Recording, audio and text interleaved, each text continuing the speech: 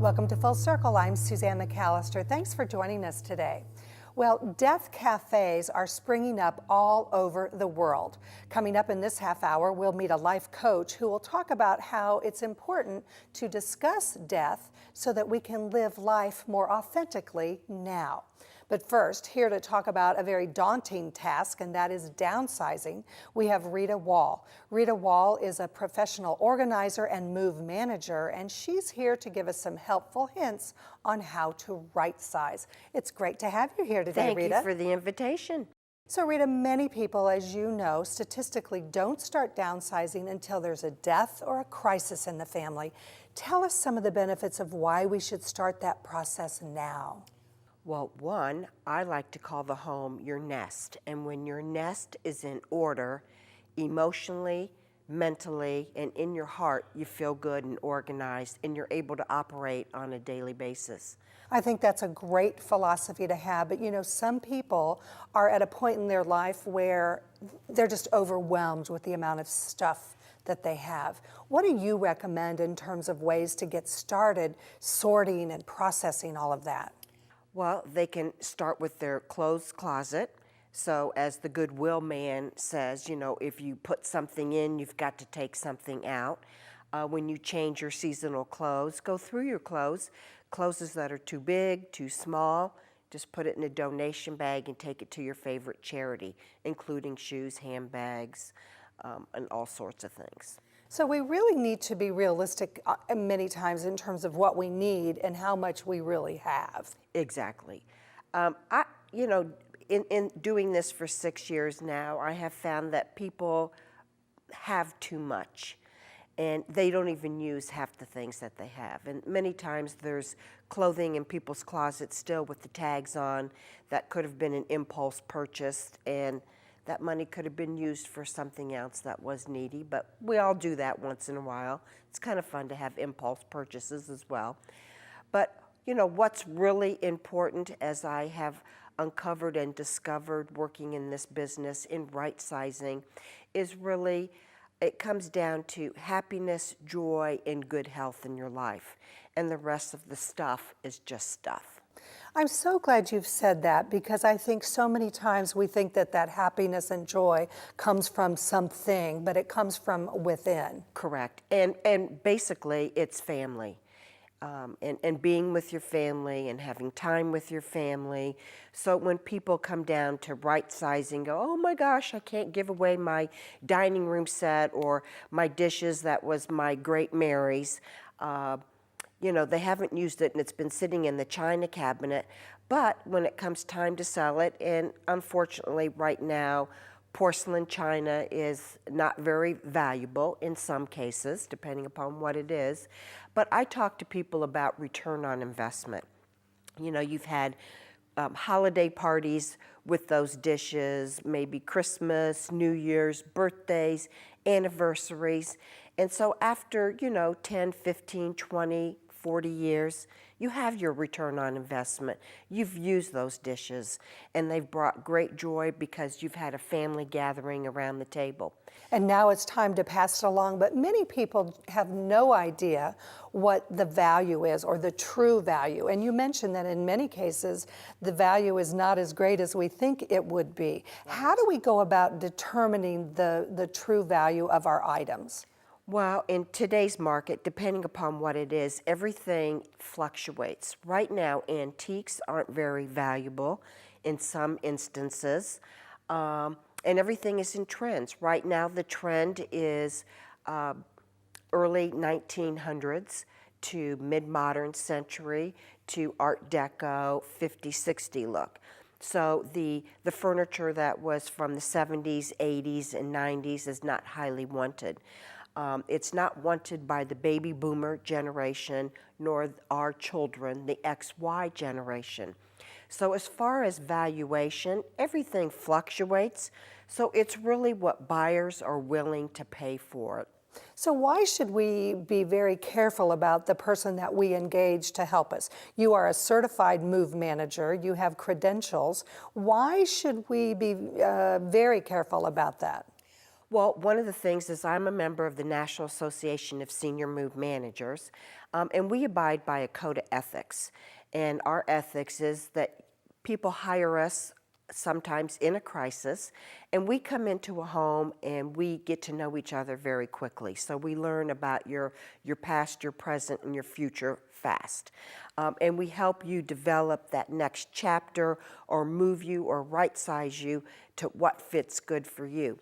So we come into your home as maybe an adopted daughter. So we come into your home and we want you to know that even though we have insurance, we're bonded, but truly we have an interest and a servant's heart on giving you the confidence that we uphold confidentiality, because we do see documents and your personal items and your heirlooms that we honor and respect because they're yours.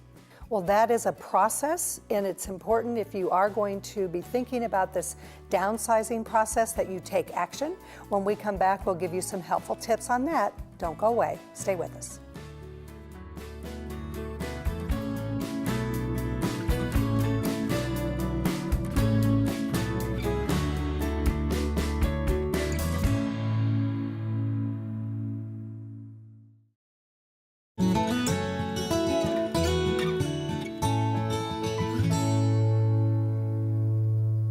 Welcome back to Full Circle. We're continuing our conversation with Rita Woll about the benefits of downsizing. And you know, you don't have to wait for a crisis to begin downsizing. In fact, if you're not even leaving your house for another 10 years or so, it never hurts to clean out those closets right now, right, Rita? Exactly.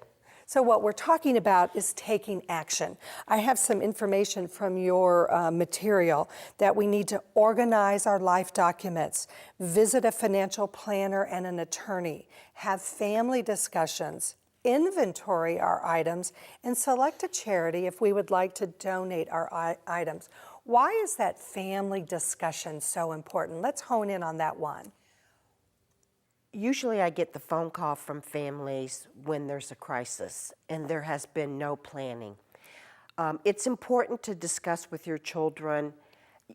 Unfortunately, we don't know when we're going to get sick, or we have a fall, or we have a stroke, and then it's panic. But if you have these discussions with your children, if you have, or family members, where you want to go. Do you want to go to a retirement community? Do you want to age in home? If you want to age in home, what kind of caregivers do you want to have? How would that affect your daily life activities? Unfortunately, you know, we're all going to die someday, but talking about death and how do you want to have your funeral arrangements? Do you want to have a life celebration? Just many things that we try and not talk about because it's a sad thing. And yes, aging is sad. It's going to happen to all of us. But how can we prepare our home and have that conversation with our children so they know what to do with our household inventory as well? And I'm so glad that later on in the program we are going to be talking to a life coach about death and the importance of talking about death. But staying on the topic of preparing our home, whether it's because we're downsizing, right-sizing, or if we have a move to another city, we know the importance of staging. And I know you've got this great picture of this clean, open, airy living room. That's the end result of what you can help with, right, Rita? Absolutely. That's one of our services, and I do recommend that people do stage their home.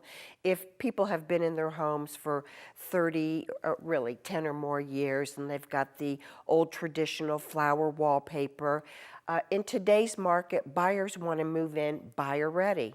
And yes, it does cost a little bit of money to have your house updated, but it's worth it. So it's worth it that your house is on the market a very short time, and you don't have to keep lowering the price.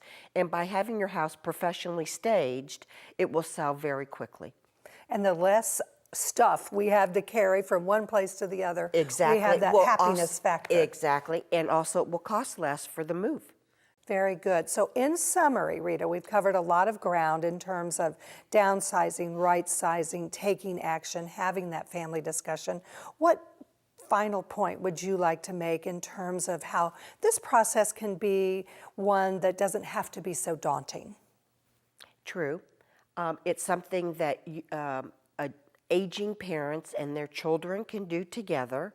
You can wait for a blizzard day and start going through your drawers, your closets, your cabinets, your attic, your basement, your garage, and find out, do I really need this? If you've had something 2 years or more, you've never touched it, you're not using it, that's repurpose it.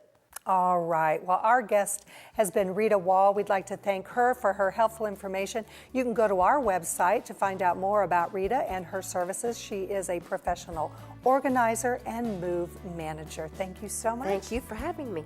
And when we come back, we will talk about the death cafes. Stay with us.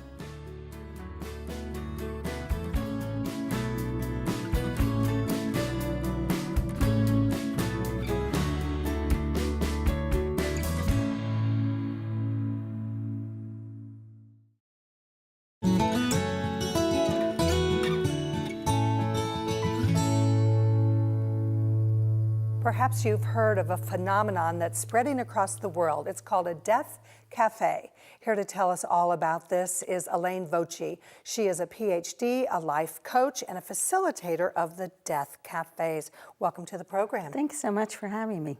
Tell me what a death cafe is, because I think people think you can just go to a restaurant and what? Well, a death cafe is a conversation for people who are 18 years and older. It is a public conversation, and it's for people who simply are there because they know intentionally by coming to that event they're going to talk about death. And they're going to talk about it with peers, with people from different walks of life. They're going to have an opportunity to express some of their concerns, ask questions perhaps that they have, and know that they're going to be heard, they'll be listened to, people will respond, and it's in a confidential setting. I might mention the cafe represents the delicious desserts and tea and coffee that we share together as well. And that part of it is meant to convey a sense of comfort and ease so that people can focus on a topic that most of us regard as fairly painful or perhaps even scary in some way. So you really are providing an open forum for people to talk about whether it's their fears or their wishes or ask questions, but you're not a grief support group. I think it's important to mention that. Yes, it's not a bereavement group. It's not a grief counseling group. It's for people who know that they're going to die one day and want to be fully present in their lives and want to talk about death, kind of get more comfortable with it so that they can then think about the flip side of the coin, which is life. How do I want to live? How do I want to conduct myself, knowing that my time is limited?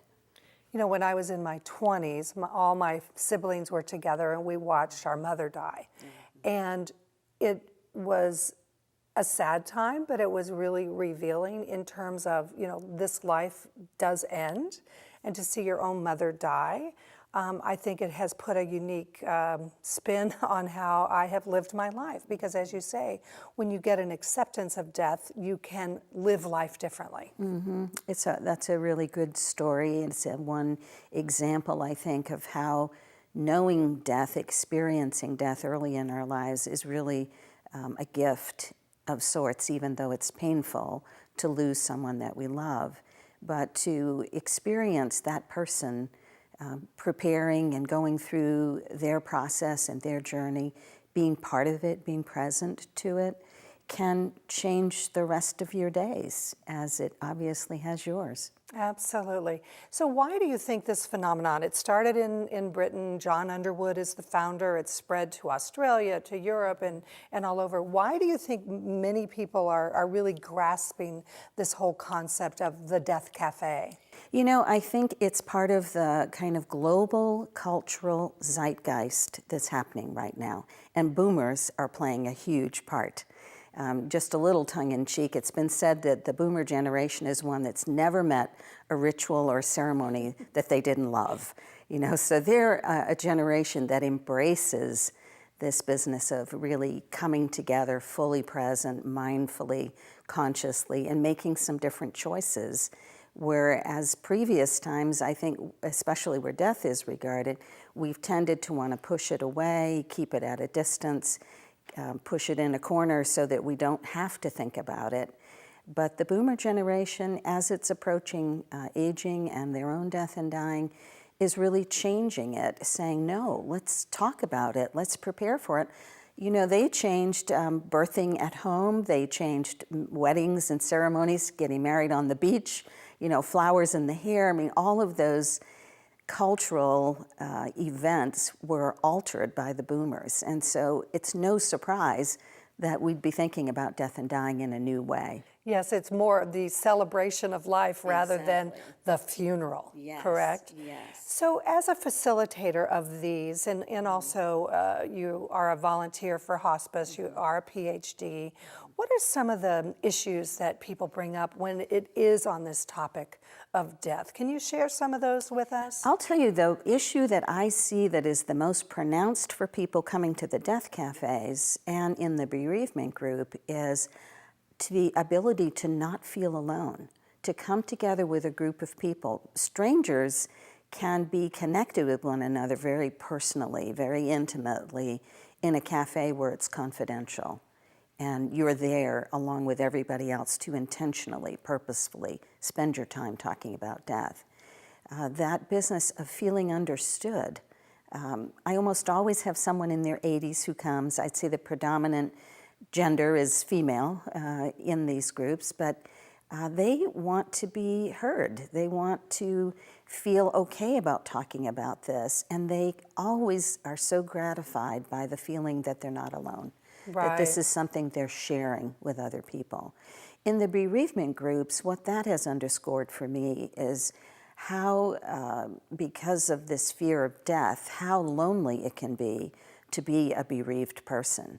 And the shunning that goes on, because it's almost as if other people, their neighbors, their distant friends, even people in their faith communities, can avoid them because they're afraid they're going to make them cry or they're going to feel badly, when in fact that loneliness can be assuaged by human connection, by someone asking and genuinely wanting to know, how are you doing? And sometimes that connection, especially with something as unknown as death, I mean, we know it's there, but we don't understand it completely. And our faith does give us that sense of our next life, our purpose. But sometimes connecting with perfect strangers is easier than sitting down with your family. Have you found that to be true? Exactly true, yes. In fact, the two women, the one who's 81 that's coming this Sunday, and the one that came, the first one in July, both have said the same thing, independently of one another. I want to talk about death. My kids won't talk about it with me. They say, Mom, you're being morbid. Well, really what's morbid and strange is not wanting to talk about something that we all know is part of life. Sure. In fact, there was an article in the paper about you, and it said 10 reasons why I want to talk about death and why we should talk about it. What are some of those reasons other than ones that you've already shared with us? Well, you know, we've kind of hinted at this, but when two people, strangers or family, begin to talk about death and begin to share their feelings, their concerns, their plans, there is a kind of a sacred space they enter with one another. And I think those kinds of conversations can be so meaningful, can be so purposeful, and can affect both individuals deeply. So the conversation itself is very special. Ellen Goodman, by the way, has what's called the Conversation Project. This is a national project that was begun 2 years ago when she lost her mother. And it's about those things your previous guest talked about and about what we're talking about now. Families getting together and covering that terrain so that they're prepared emotionally and in other ways. Well, I think you've definitely helped us become more prepared. I'd like to thank Elaine Voci for being here today. She is She co-facilitates a bi-monthly bereavement group of widows and widowers, and she is a part of the Association of Death Education and Counseling. Thank you so much. Thank you. Well, we are back with more after this.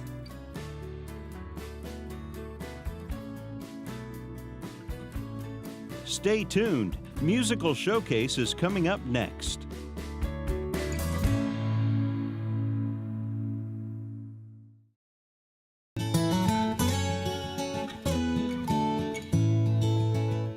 And now, here's our Musical Showcase. Well, thanks for joining us. I'm Suzanne McAllister, and we'll see you next time, Full Circle. Now, here's Eric Wiegand performing a Beatles tune for No One.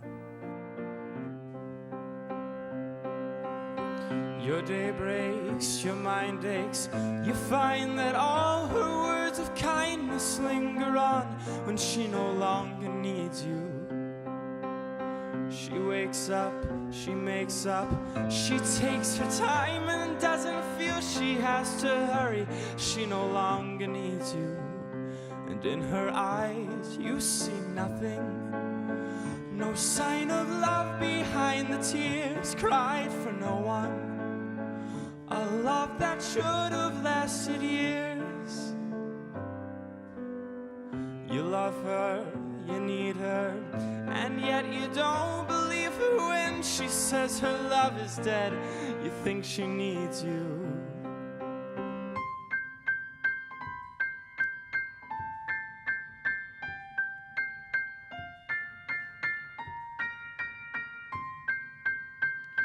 And in her eyes you see nothing.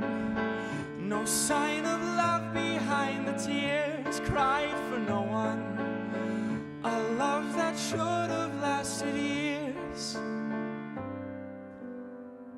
You stay home, she goes out. She says that once she had a friend, but now he's gone, she doesn't